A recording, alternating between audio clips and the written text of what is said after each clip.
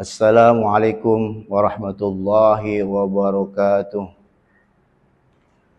Alhamdulillahilladzi ja'ala syahra Ramadan syahra siyami lil mu'minin.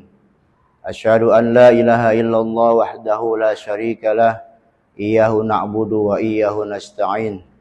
Wa asyhadu anna Muhammadan abduhu wa rasuluh al-mab'uts rahmatan lil alamin. Allahumma salli wa sallim wa barik ala sayyidina Muhammadin wa ala alihi wa sahbihi ajma'in, amma ba'd. Hadirin yang dirahmati Allah Subhanahu wa taala. Alhamdulillah, puji syukur pada Allah Subhanahu wa taala yang masih memberikan kita nikmat iman, Islam dan sehat walafiat, sehingga kita pada hari ini dapat melaksanakan ibadah saum, ibadah puasa Ramadan tahun ini, tahun 1446 Hijriah. Salawat dan salam tak lupa kita sampaikan kepada junjungan kita Nabi besar Muhammad sallallahu alaihi wasallam, juga kepada segenap para sahabat, para tabi'in, para keluarga, dan mudah-mudahan kita sebagai umatnya kelak di yaumil qiyamah nanti mendapatkan syafaat uzma dari Nabi Muhammad sallallahu alaihi wasallam. Amin ya rabbal alamin. Hadirin rahimakumullah. Pada kesempatan kali ini saya akan menyampaikan sebuah materi makna sahur. Dianjurkan atau disunahkan pada orang yang mau berpuasa, yaitu makan sahur. Asal usul diperintahkannya makan sahur itu berawal dari sahabat Nabi Muhammad sallallahu alaihi wasallam yang bernama Qais bin Simrah. Suatu saat setibanya Qais bin Simrah ke rumahnya pada waktu maghrib ingin berbuka puasa, beliau menanyakan pada istrinya, ada menu makanan apa untuk berbuka hari ini? Jawab sang istri, maaf suamiku, bahwasannya hari ini kita tidak punya makanan untuk berbuka. Nanti saya akan membelikannya atau membajakannya untuk kamu, wahai Qais suamiku. Namun karena lama beliau sampai tertidur, sehingga istrinya pun tidak berani membangunkannya setelah pulang dari mencari makanan untuk Qais suaminya.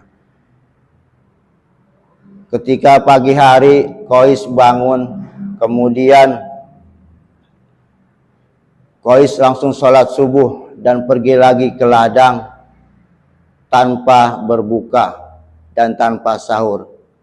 Tanpa berbuka dan tanpa sahur itu ketika sebelum berpuasa yang seperti ini, itu seperti biasa saja. Karena memang belum ada kesunahan untuk sahur dan berbuka. Ketika bekerja di ladang, Qais mengalami pingsan. Pingsannya Qais ini terdengar ke telinga Rasulullah Sallallahu Alaihi Wasallam, sehingga Rasulullah SAW bermenung dan turunlah ayat surat Al-Baqarah ayat 187, wa kulu wasrabu hatta yatabayyana lakumul khaytul abyadu minal khaytil aswadi minal fajr summa atimus siyama ilal lail.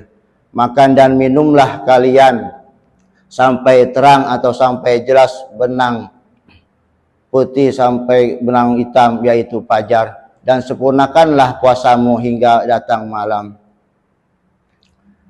Kemudian pesan ini disampaikan Rasulullah SAW kepada para sahabatnya.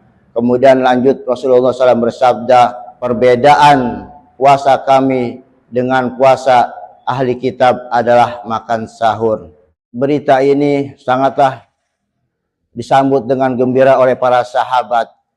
Anjuran atau perintah untuk makan sahur ini adalah benar-benar menjaminkan bahwasanya Islam itu adalah agama keselamatan. Hadirin rahimakumullah. Selanjutnya, apa itu makna sahur? Sahur berasal dari bahasa Arab, yaitu sahara, yang artinya akhir malam atau menjelang subuh. Di dalam kitab Syarah Fathul Qarib Al-Bajuri menjelaskan Kalau dibaca dengan dhamma sinnya, bidhammi sin, itu artinya al-fi'lu, pekerjaan makan sahurnya. Wa bi fathi sin, dibaca dengan fathah sin, as-sahur itu artinya sesuatu yang dimakan untuk sahur. Namun kita familiar mendengarkannya bahwasanya sahur itu adalah menyantap makanan atau minuman ketika waktu sahur sebelum kita berpuasa. Lalu apa landasan hukum atau dasar hukum diperintahkannya untuk kita makan sahur? Yaitu sabda Nabi Shallallahu Alaihi Wasallam, tasaharu fa inna fis suhur barokatan.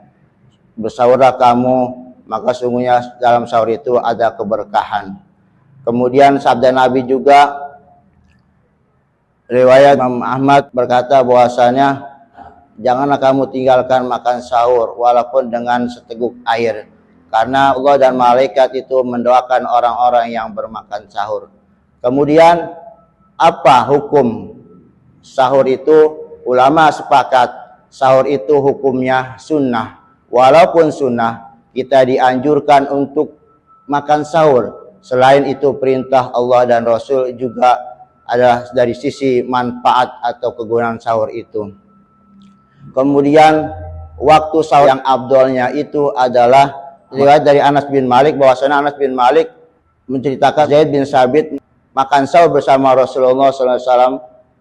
Kemudian setelah makan sahur, Zaid bin Sabit dan Rasulullah SAW yaitu melaksanakan sholat subuh. Lalu ditanya oleh Anas bin Malik kepada Zaid bin Sabit, berapa lama waktu antara makan sahur dengan sholat subuh? Zaid bin Sabit menjawab, ukuran membaca 50 ayat Al-Quran. Demikianlah berkaitan dengan makna sahur, landasan hukumnya, kemudian hukum makan sahur dan waktu makan sahurnya. Lalu Allah Subhanahu wa taala juga memerintahkan kita untuk makan sahur, tentunya ada keutamaan-keutamaan di dalamnya. Yang pertama, ketika kita makan sahur itu adalah kita mengikuti perintah Rasulullah SAW yang menganjurkan kita untuk bersahur sebelum kita berpuasa. Ketika kalian mau berpuasa, maka hendaklah kalian makan sahur.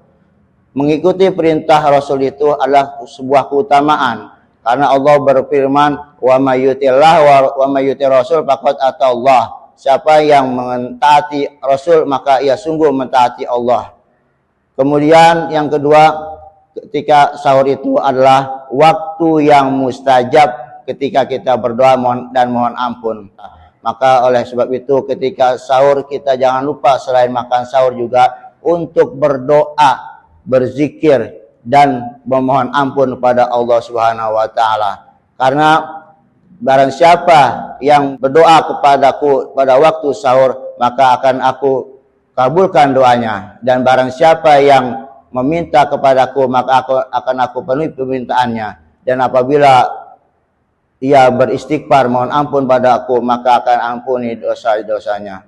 Yang kemudian selanjutnya yaitu bahwasanya sahur itu adalah pembeda antara umat Islam dengan ahlul kitab atau Yahudi dan Nasrani, yaitu sesuai dengan hadis Nabi SAW, perbedaan antara puasa kami dengan puasa ahlul kitab yaitu makan sahur. Yang terakhir, keutamaan puasa menurut sisi agama yaitu bahwasanya puasa itu adalah mendatangkan keberkahan untuk kita. Selanjutnya, keutamaan puasa dari sisi kesehatan, yang pertama adalah dengan kita makan sahur untuk persiapan selama seharian kita berpuasa itu kita siap dan kuat untuk menjalani puasanya. Lain halnya dengan orang yang tidak bermakan sahur, maka dia akan lemas dan lelah.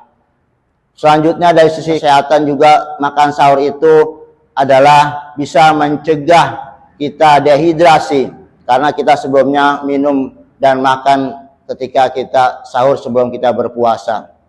Dan juga makan sahur itu bisa bagi orang yang kena penyakit GERD atau pencernaan asam lambung naik, maka dengan kita makan sahur asam lambung kita tidak naik dan normal.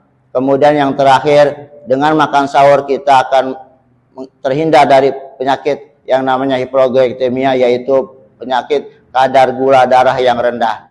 Mungkin itu saja yang dapat saya sampaikan terkait dengan makna sahur. Mudah-mudahan puasa kita hari ini diterima Allah Subhanahu wa taala dan mudah-mudahan kita semua berkah. Amin ya rabbal alamin. Wallahu muwaffiq ila aqwamit thoriq. Wassalamualaikum warahmatullahi wabarakatuh.